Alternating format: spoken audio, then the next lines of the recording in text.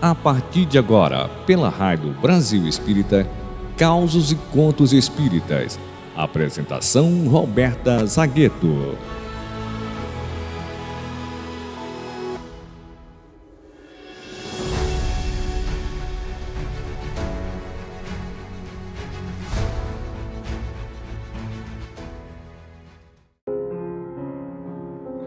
Olá, meus queridos amigos da Rádio Brasil Espírita, esse farol de luz a nos iluminar as consciências e consolar os corações.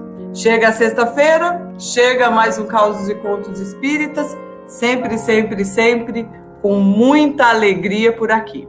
O causo de hoje se chama O Adversário Invisível e é de Irmão X. E nos conta Humberto de Campos que à frente do Senhor, nos arredores de Sidom, 4 dos seus discípulos, após uma longa viagem por diferentes caminhos a serviço da Boa Nova, relatavam os sucessos do dia, observados sempre pelo divino amigo que permanecia em silêncio. Começou Pedro. Eu fui surpreendido por um quadro constrangedor.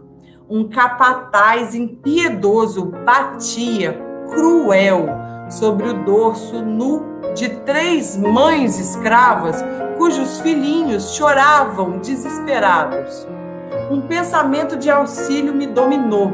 Eu quis correr em direção àquelas mulheres, em nome da Boa Nova, para socorrer aquelas mães desamparadas.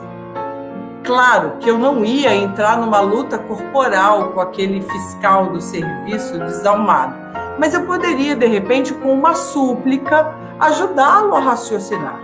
Quantas vezes um pedido do coração, nascido do coração, pode aplacar o furor da ira de um homem?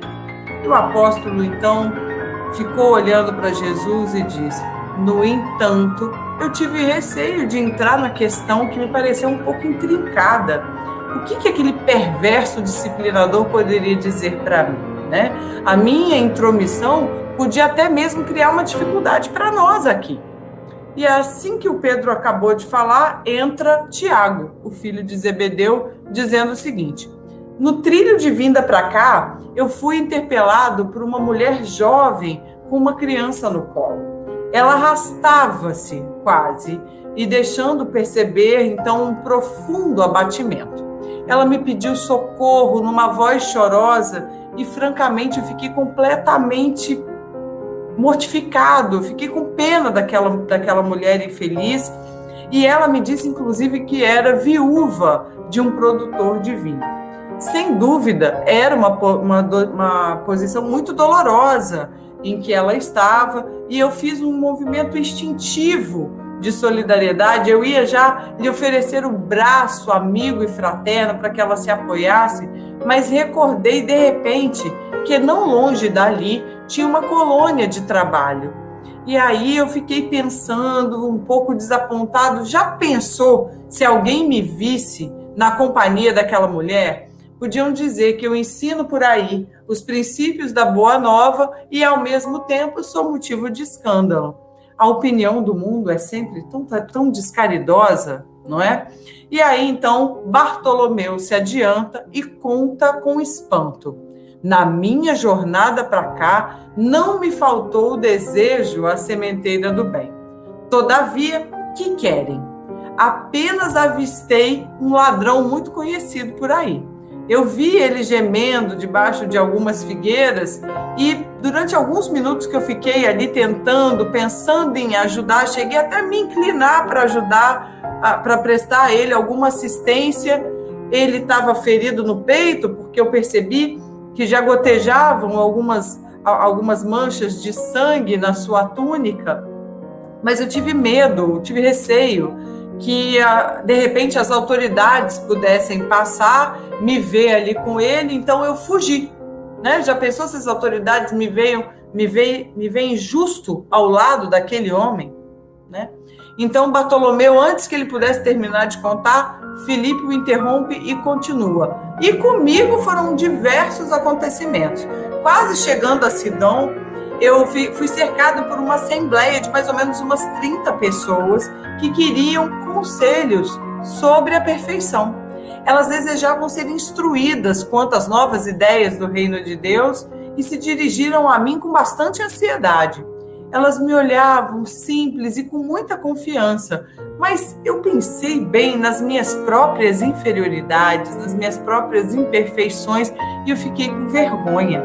Eu me vejo assim, tão ruído por pecados escabrosos, tantos defeitos, tantas imperfeições, que eu julguei mais prudente evitar essa crítica dos outros. A ironia é um chicote, não é? Inconsciente. Então eu fiquei calado e vim para cá encontrar com vocês. Jesus continuava silencioso, mas Simão Pedro foi até ele novamente e fez a seguinte pergunta: Mestre, o que você diz disso? Nós desejamos efetivamente praticar o bem, mas como agir dentro das normas de amor que o Senhor nos traça, se a gente ainda se acha nesse mundo, né, por toda parte, rodeado de tantos inimigos? E o amigo celeste então considerou por um tempo e respondeu: Pedro, todos os fracassos do dia constituem a resultante da ação de um só adversário que muitos guardam em si. Esse adversário é o medo. Você teve medo da opinião dos outros. Tiago sentiu medo da reprovação alheia. Bartolomeu asilou o medo da perseguição e Filipe guardou o medo da crítica. Aflito, o pescador de Cafarnaum então pergunta: Senhor, como nós nos livraremos desse inimigo? E Jesus então dá um sorriso cheio de compaixão e diz: quando o tempo e a dor difundirem entre os homens a legítima compreensão da vida e o verdadeiro amor ao próximo, ninguém mais temerá. Como então ficou um silêncio pesado, o mestre se afasta e vai caminhando sozinho em direção ao mar.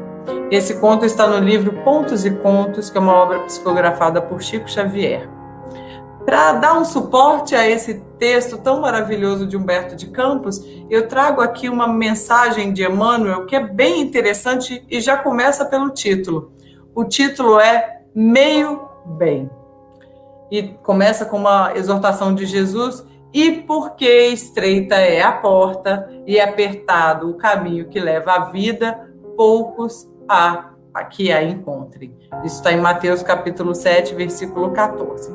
E Emmanuel nos diz o seguinte: frequentemente somos defrontados por aqueles que admiram o amor aos semelhantes e que, sem coragem para cortar as raízes do apego a si próprios, se afeiçoam às atividades do meio-bem e continuam envolvidos no movimento do mal. Emprestam valioso concurso a quem administra, mas requisitam favores e privilégios, suscitando dificuldades. Financiam tarefas beneficentes, distendendo reais benefícios. No entanto, cobram tributos de gratidão, multiplicando problemas.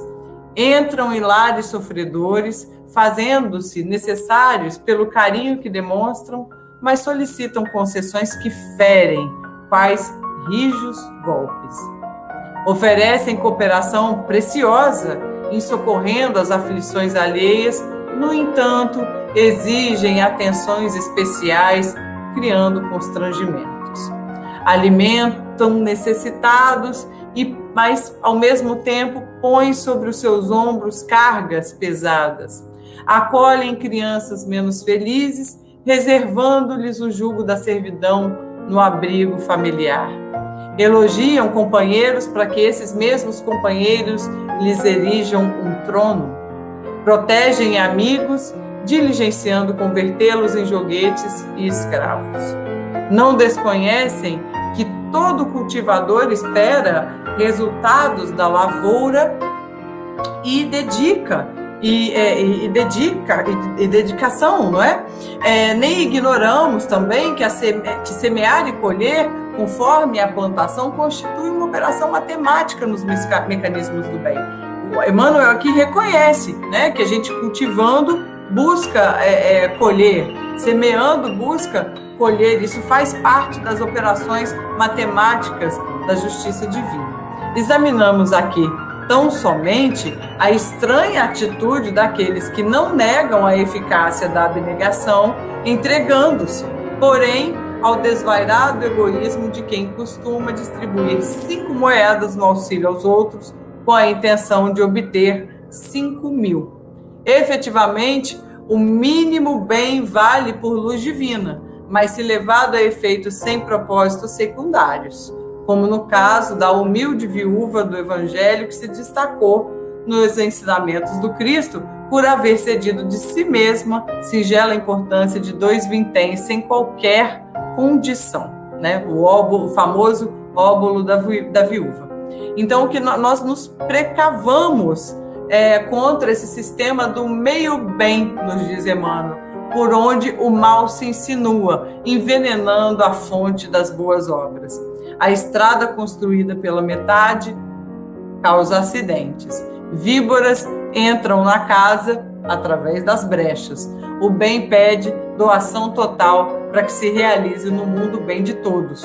É por isso que a doutrina espírita nos esclarece que o bem deve ser praticado com absoluto desinteresse e infatigável devotamento, sem que nos seja lícito, em se tratando de nossa pessoa, reclamar bem algum. Linda a mensagem do Emmanuel, né? Essa mensagem está no Livro da Esperança.